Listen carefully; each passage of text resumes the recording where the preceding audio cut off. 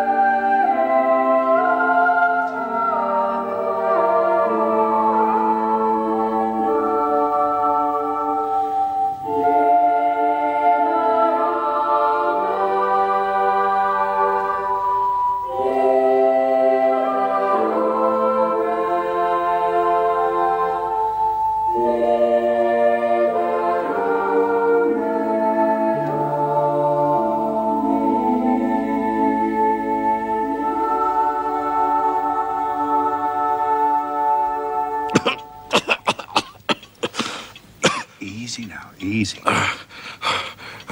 I must apologize. I have been a little overwrought. I'm a doctor, sir, and I must insist that you relax yourself and say nothing until you have eaten. Thank you. If I might have a biscuit and a glass of milk, I have no doubt I should soon be better. Mrs. Hudson is preparing something at this moment. Please forgive this weakness. I really must... Mr. Holmes. At your service. Master of Arts. Doctor of Philosophy. Principal of the Priory School. It is not every day, Dr. Huxtable, that so distinguished a castaway as yourself is beached upon my hearthrug. In speculating what storm had blown you hither, I took the liberty of searching your person. I hope you will forgive me. Yes, of course. Please, sit down.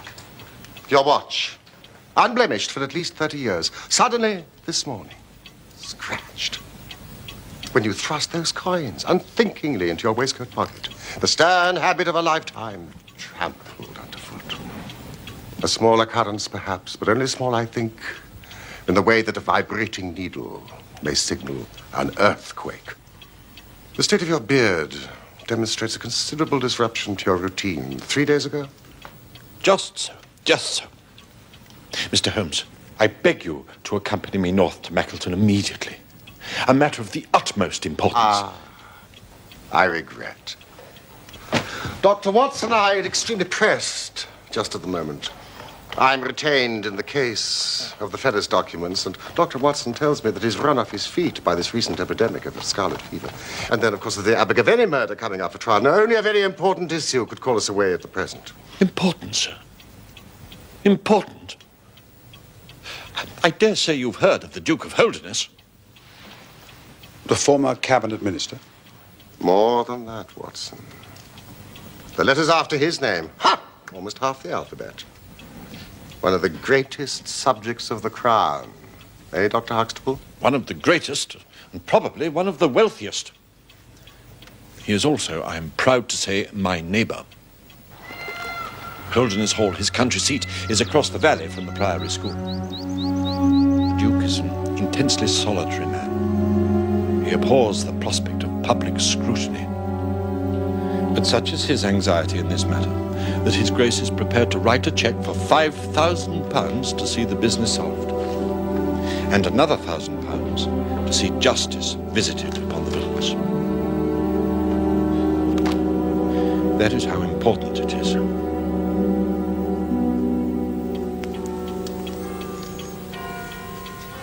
A princely offer, Dr. Huxtable. You have failed only in describing the villainy. Oh, forgive me. Lord Salter, the Duke's son, his only child, has been abducted. From the Priory School? Yes. Where he was in your care? Quite. And this abduction happened 3 days ago? Last Saturday night. Why have you waited so long before consulting me? His Grace has a deep horror of his family unhappiness being dragged before the world. The police have been requested by the Duke to proceed with such caution, but they... I see.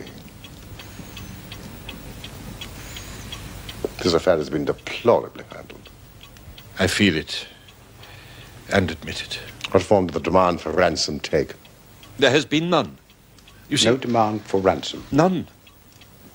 It is one of the most perplexing aspects of the business, for the boy was not alone in his flight. Herr Heidegger, the German master, is also missing. As, indeed, by the way, is his bicycle.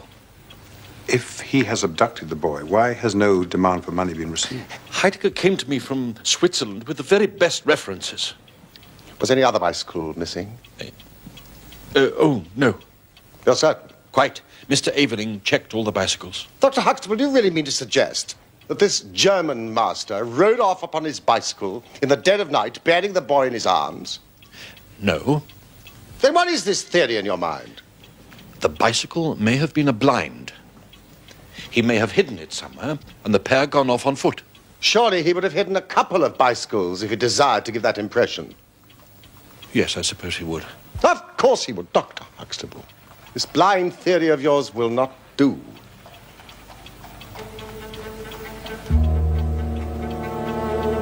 However, it is an admirable starting point for an investigation.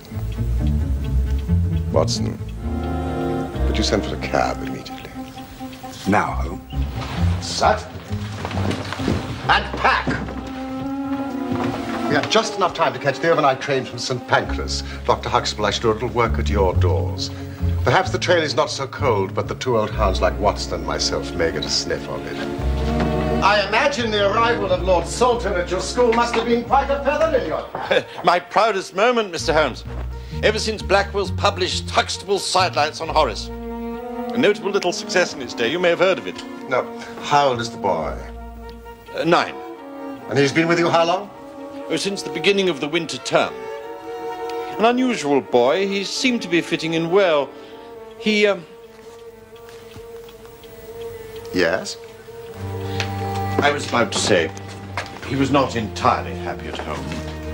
The Duke's marriage had not been a peaceful one. It ended in separation by mutual consent last year. The Duchess has returned to her father's palazzo in Venice.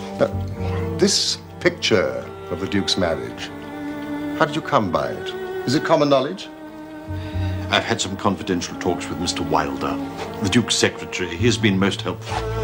And I suppose it has been established that the boy has not returned to his mother in Italy. Oh, yes. Yes, it has. I cannot tell you, Mr. Holmes, what a relief it is to me. Watson! Your picnic, sir. Mrs. Hudson. How did you guess? Experience, Mr. Holmes. Well, that means the two doctors can picnic away to their heart's content on the train. Even I may find my appetite is keener for a few days in the bracing atmosphere of the Peak Country.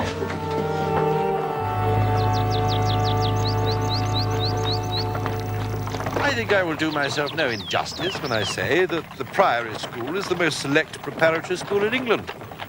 Lord Leverstoke, the Earl of Blackwater, Sir Cathcart Soames, they've all entrusted their sons to me. You can't see Holderness Hall from here, but there's a very fine view from the chapel tower. Servete discipuli. I will begin with the boys' room.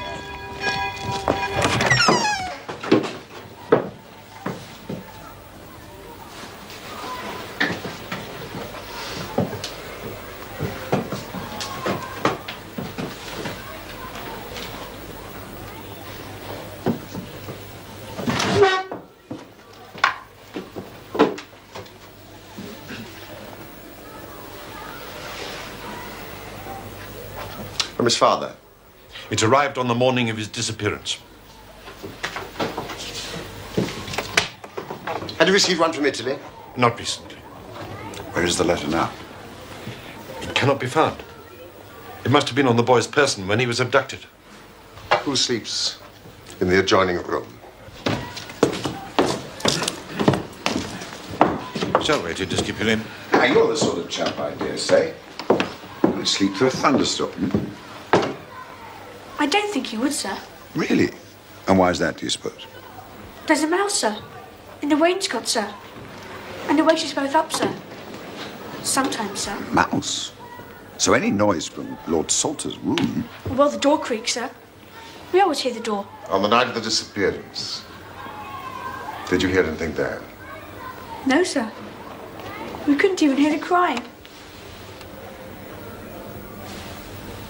Crying? Yes, sir. He sometimes cries, sir. Sometimes, sir.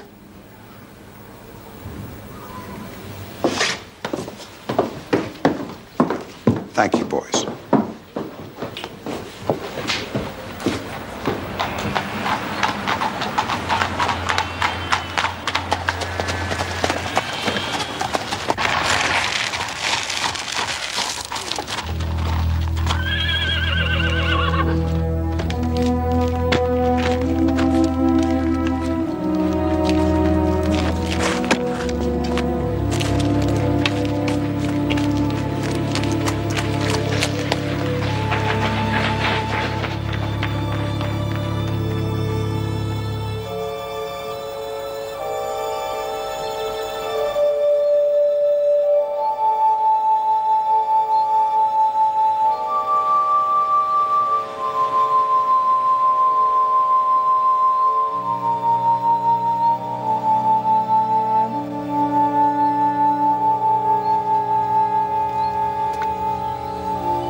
You have found nothing in the grounds?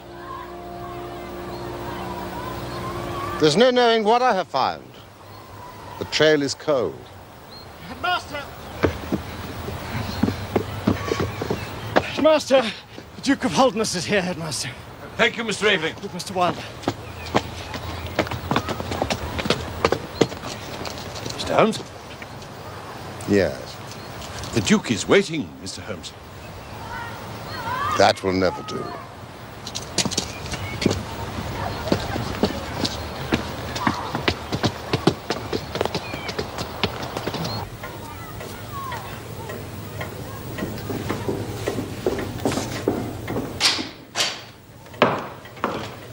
Grace?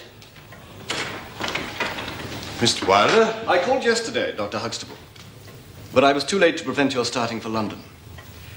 His Grace is surprised, Dr. Huxtable, that you should have invited Mr. Holmes to undertake an investigation without consulting him first. When I learned that the police had failed... It is by no means certain that the police have failed. Oh, but surely, Mr. Wilder... You are well aware, Dr. Huxtable, how anxious His Grace is to avoid all public scandal.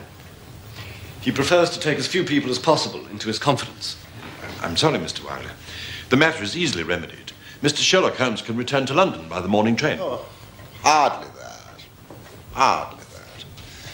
I enjoy your invigorating northern air.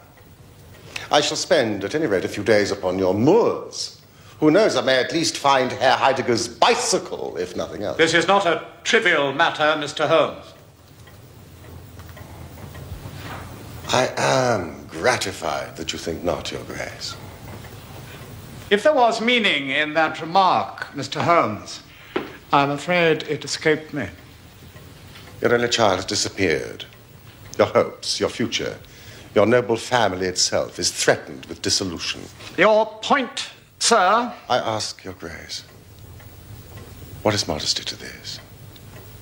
To your child's life? What is reputation? But then it might be replied, what is continuance without honor? However, I believe you are largely in the right, Mr. Holmes. If you refer to the constraints I have placed upon the activities of the police, then perhaps I have imposed too much. I have a morbid fear of the public gaze. It would be foolish not to avail ourselves of Mr. Holmes's services, James, now that he is here. Mr. Holmes. Your Grace. Perhaps you would like to come and stay with us at Holderness Hall. I thank Your Grace, but I think for the purposes of my investigation, it would be wiser for me to remain here at the scene of the mystery. As you wish. Mr. Wilder or myself will be available to provide you with any assistance that you might require. Might I ask whether you have formed any explanation as to the mysterious disappearance of your son? No, sir, I have not.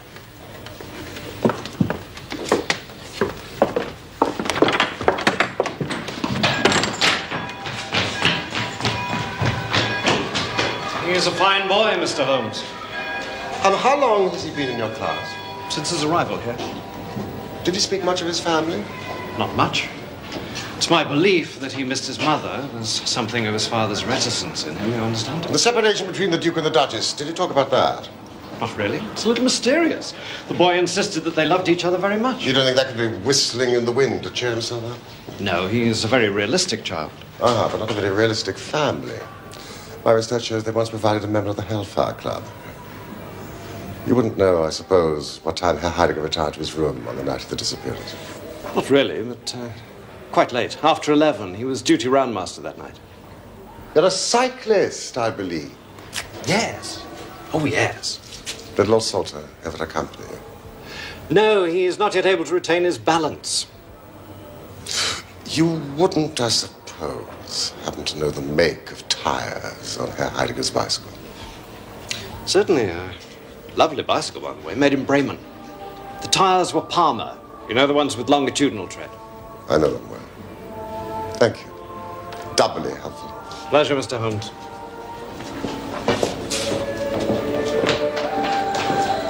Dinner will be at 8.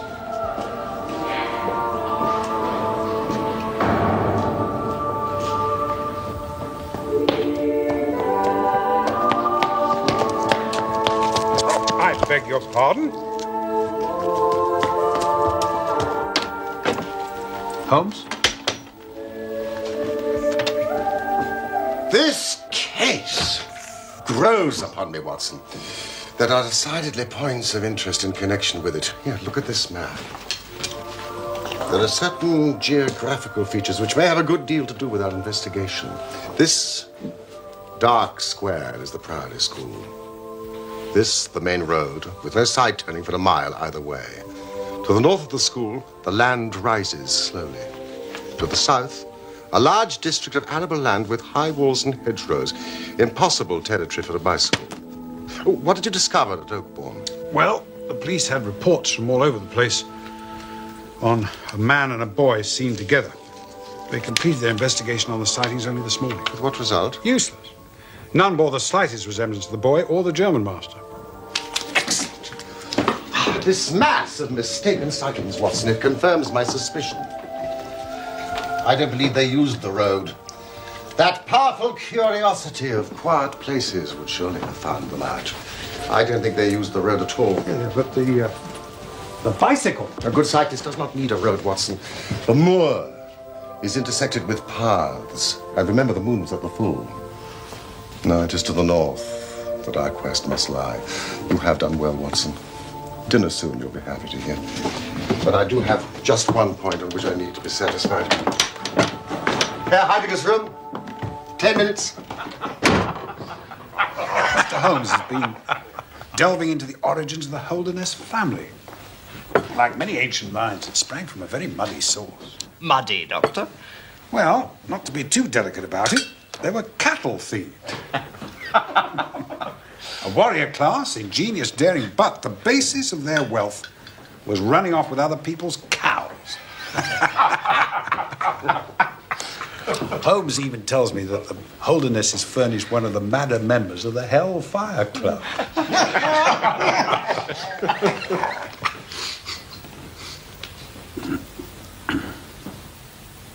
What is the matter, Dr. Huxtable? It is nothing. There is clearly something. I expect too much, I'm sure. It is a fault, I'm sure. Tell us your expectations. I do not expect miracles. I think I am not a man who demands the miraculous. But you have discovered nothing. We have advanced not a jot since the moment we left London. Although indeed that is not true. You have discovered two things, both falsehoods. One, a squalid piece of gossip. And the other, an apocryphal and insulting fancy about the origins of my great patron. I did not implore you to come here to blacken the name of the Holdernesses, Mr. Holmes. Calm yourself, Dr. Huxtable. We have, in fact, advanced some way. I can, for example, describe to you in some detail what took place at this school on that fateful night. Also the behavior of your excellent and faithful German master. Faithful Heidegger? What, sir? Herr Heidegger retired to his room soon after 11 o'clock. He was the duty master that night. Now my friend and colleague, Dr. Watson, will impersonate. Heidegger has still 2 hours' work ahead of him, and it's been a long day. He allows himself the comfort of removing his jacket. He moves across to the chest by the door and pours himself a glass of sherry. Badly needed fortification for the task that lies ahead.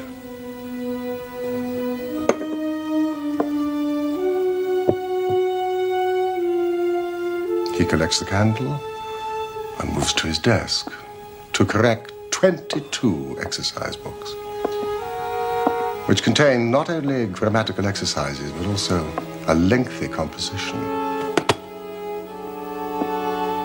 You see my point, Dr. Huxtable.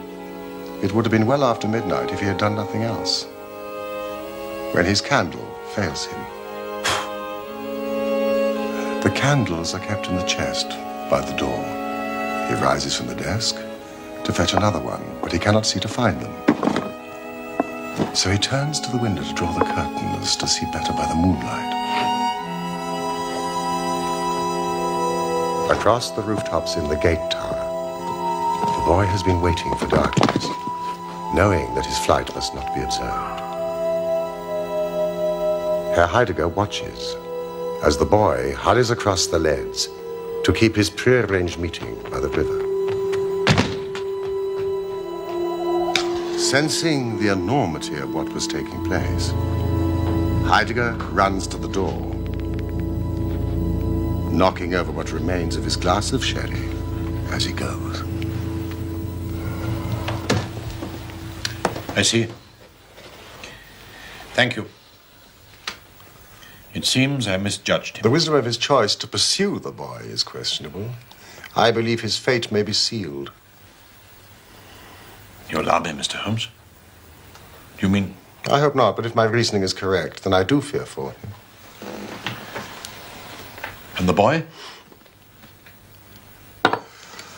The key to that, Dr. Huxtable, remains out there. Beyond the Drover's Bridge.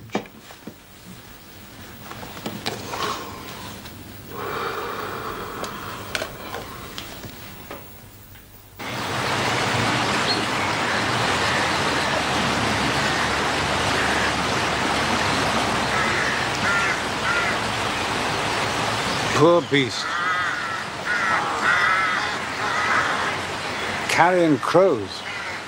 They've earned their name. So we're assuming the boy was taken away on horseback, are we not? Certainly.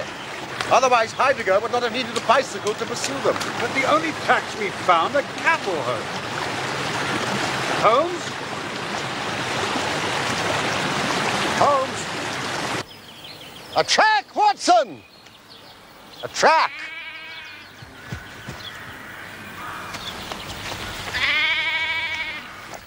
A bicycle? Certainly a bicycle. But not the bicycle. I'm familiar with 42 different impressions left by tires. This is a Dunlop with a patch upon the outer cover. Heidegger's tires were Palmer's. This is not Heidegger's track. Oh. Who's there? Who's indeed?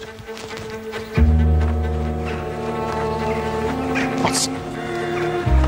These are Palmer tracks. Heidegger has been this way.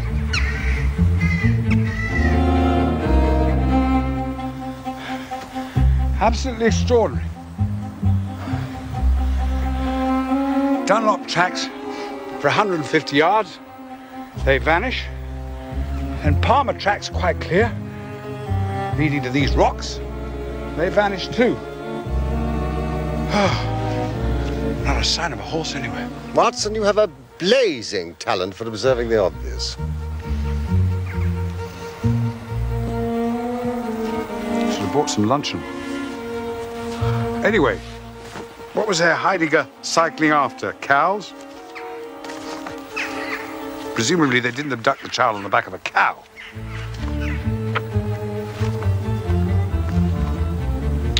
All traces of horses obliterated. Much evidence the two bicycles have vanished into thin air. Impossible. Precisely. It is impossible as we have stated it. Therefore, in some respect, we must have stated it wrong. There's a hostelry marked on the further edge of the moor. Holmes? There's a hostelry on the Chesterfield Road.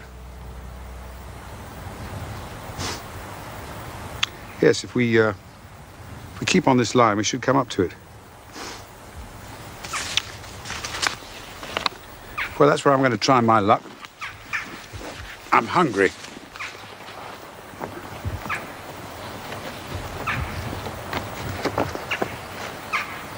Holmes. Lunch! Of course, my dear fellow, you must be starving. Now, observe that map. You will see that there is a hostelry about 3 miles in this direction. We'll need some food if we're going to face the Duke of Holderness later.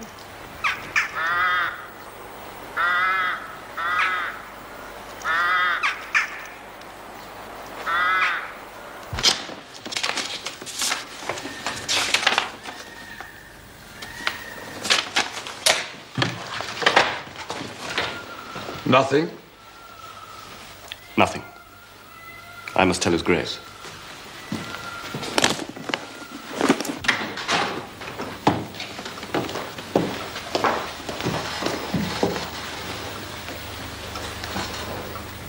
Nothing?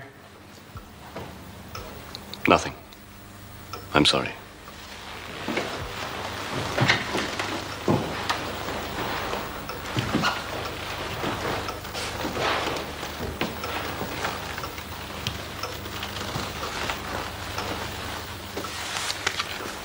I'm sorry.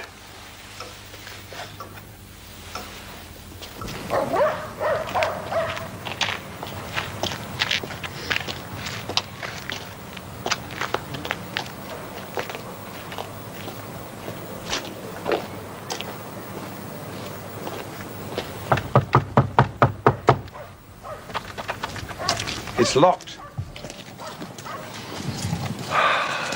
Primitive, but forceful. As sporting portraits go.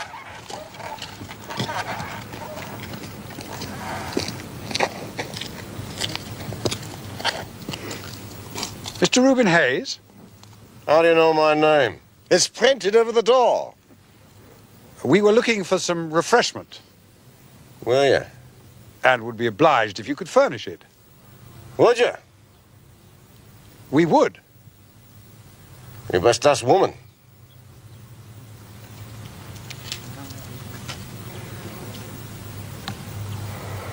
Insufferable lout. If we're going all the way to Holderness Hall this afternoon, let us try to hire those unprepossessing beasts. What do you say?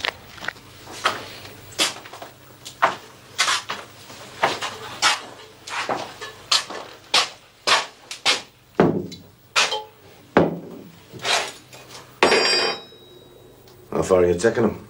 Just to the hall and back. You know the way, I dare say. I worked there for 15 years. Right.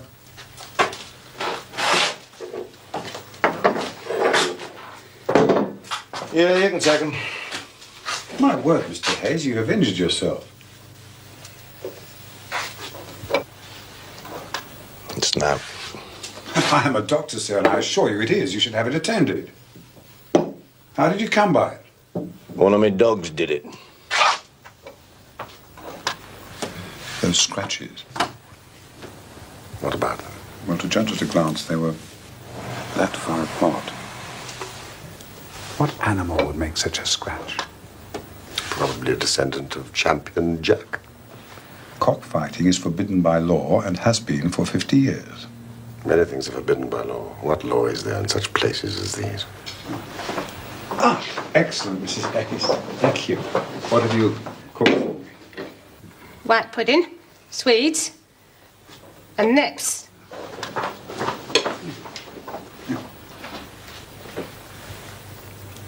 How is it, Watson? It is disgusting, Holmes. That woman. She's frightened of something. And more than that husband of hers. Deception upon deception. What is it intended to hide? Deception?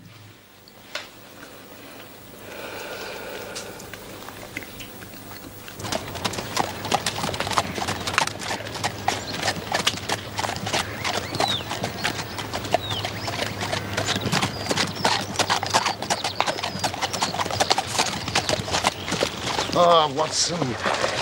My horse is lame. Who's it for?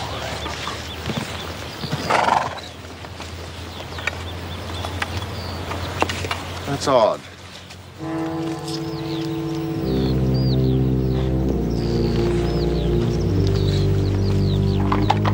Old shoes, new nails.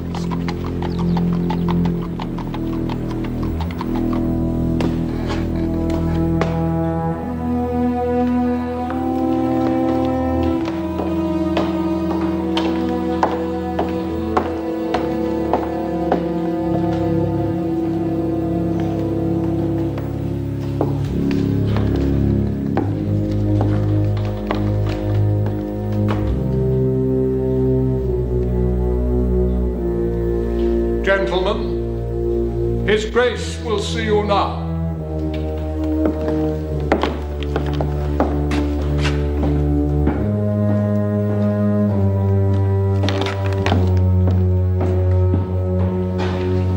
Ah, Mr. Wilder. Mr. Holmes, Dr. Watson, welcome to Holderness Hall. His Grace will be joining us shortly. We are placing high hopes on your skills, Mr. Holmes. Do you bring news? There is just one point on which I need to be satisfied. Yes, Mr. Holmes. It concerns the Duke's private correspondence. As His Grace's private secretary, perhaps I can be of some assistance. I believe His Grace wrote to his son upon the day this incident occurred. No, I believe he wrote on the day before. Yes, but he would have received it upon that day. Yes, quite probably. Might there have been anything in that letter which would have prompted the boy to run away? Oh, I hardly think so. Anyway, he would have run here, if anywhere. Or to his mother in Italy. No, sir. Lord Salter would realize the impossibility of achieving such a goal, even if abetted by this German. He is an intelligent and practical child. And yet he cries in his sleep. Did His Grace post the letter himself? His Grace is not in the habit of posting letters. The letter was laid with others upon the study table, and I myself put them there. The only other person who would handle them would be Rivers, who delivers the daily post to the lodge. And you're sure this letter was among them? Oh, yes. I observed it. And what have you observed, Mr. Holmes? How does your investigation progress? Are you to disappoint me? I hope still to render your Grace a happier and myself a richer man. But what have you discovered? It is mostly a matter of clarification. My belief is that the boy was tempted out of the school by a prearrangement, and I suspect that his mother may have been the bait. The German master observed his departure and set off in pursuit. We tracked the passage of his bicycle across the moors with much difficulty. It is almost as if the tracks were deliberately expunged by someone... Mr. Holmes? Someone driving cattle. You don't happen to know if the cattle on the moor... What about them? I hope you have seen none. We cannot winter cattle outside in our upland climate. They will not be out of the yard for, at least another 2 weeks. I have been as blind as a beetle. I thank your grace. Old shoes and new nails! Old shoes and new nails! Oh, there's something you should see! It is a remarkable car that trots, canters, and gallops! Did you see those horseshoes? I saw them! The marauding parents of Holderness shod their horses with cloven horseshoes to escape detection! Reuben Hayes took advantage of a piece of local history!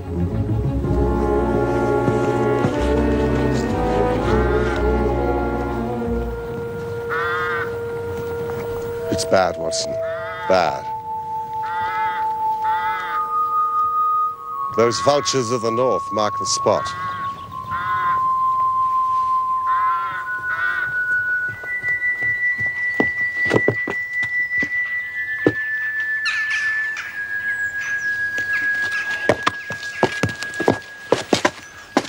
German master.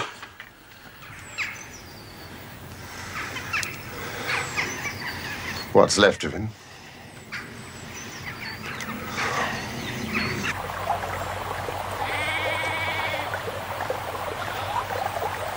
Hello!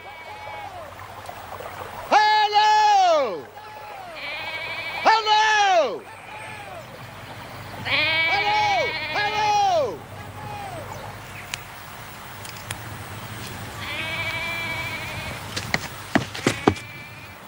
Skin and blood. Only a microscope would tell if it's human. A consistent night with the scratches on Hayes' neck. Oh, yes. Cause of death? Strangulation. The larynx is quite crushed. That shepherd can be our messenger to the Friday school with the news of this tragedy. We must proceed on foot, Watson. I was warm at that inn. Warm, as the children say. The trail grows colder every step I take away from it.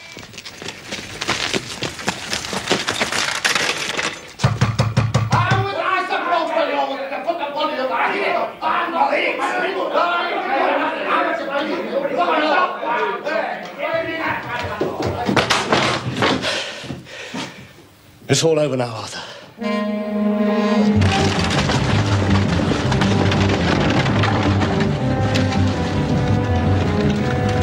Reuben Hayes. Let's hope we're not too late. A double with a patch on the outer cover.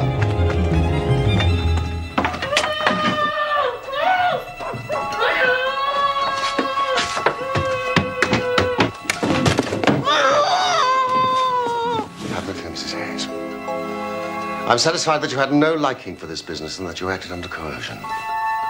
Someone came for the boy. The Duke's secretary, Mr. Wilder.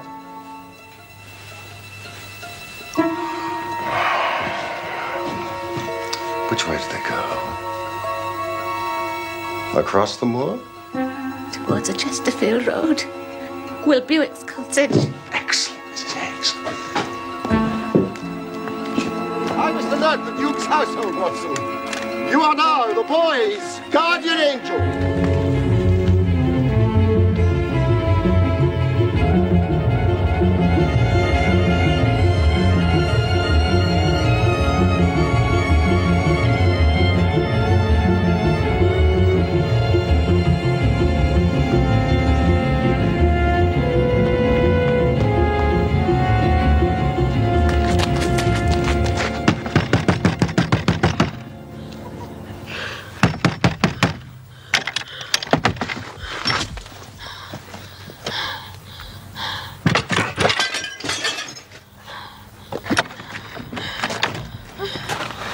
Come on.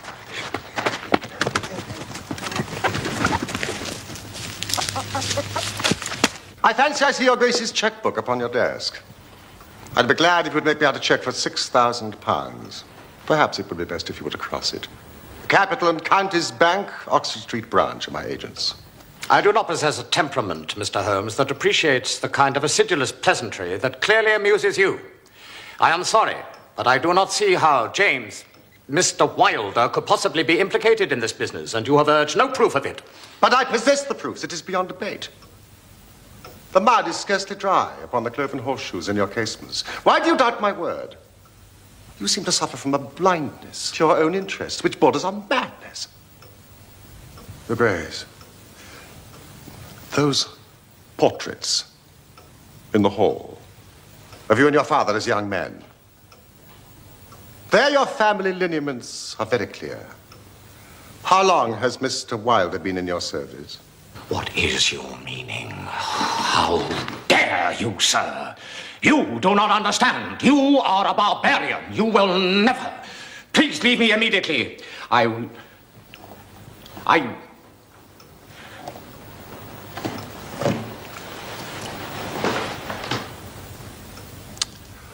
Then it is as I suspected.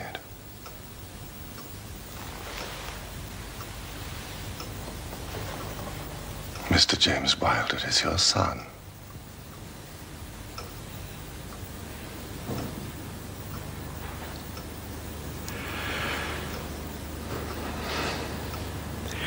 When I was a very young man, Mr. Holmes, I loved with such a love as comes only once in a lifetime.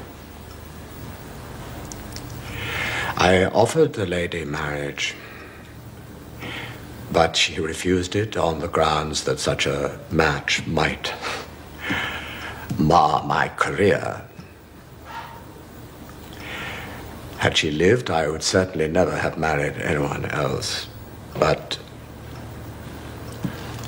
she died and left this one child, James, whom for her sake I have tended and cared for. I could not acknowledge paternity to the world, but in all other ways, I have treated him like my son. He has required, but not warranted, a father's forgiveness many times. And I have forgiven. I have forgiven. I have forgiven much. Your Grace, you have done all you can for Mr. Wilder. You must realize that he is lost to you. He's conspired to abduct Lord Salter. He's an accessory to a murder, however unwittingly. He must be found before he's tempted to a crime even more terrible. He must be found before you lose the son that is left to you.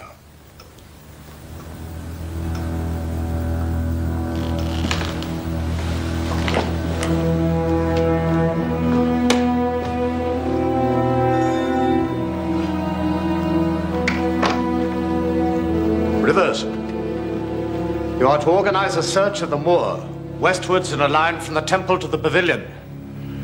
You are to employ the entire staff without exception. You are looking for my son, Lord Salter. If you find Mr. Wilder, please see that he is detained and brought to me.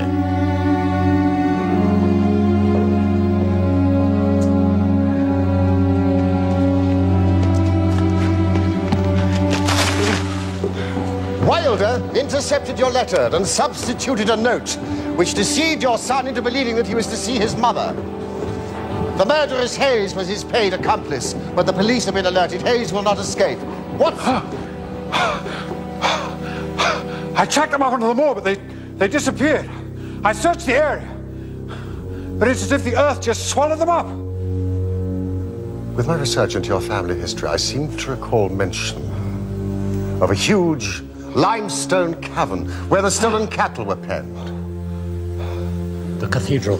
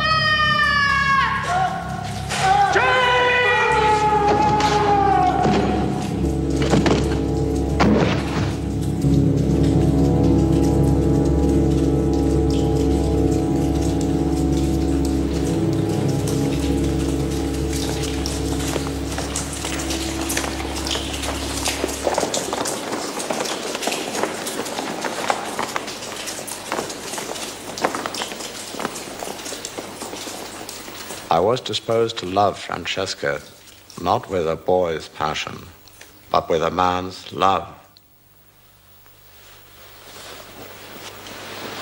My marriage to her founded on James's jealousy.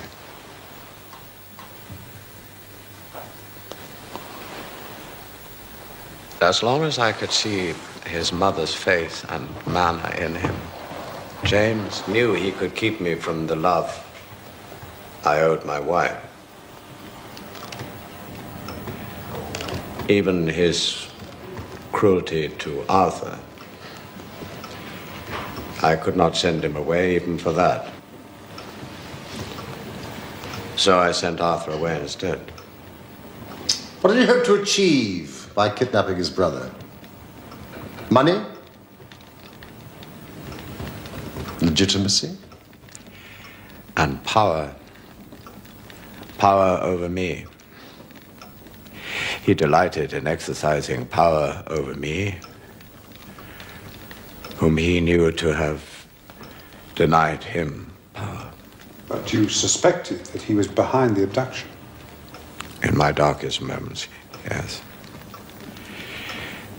Yet somehow I hoped to save him. Well, a long penance it has seemed. I can only hope that Francesca will forgive me.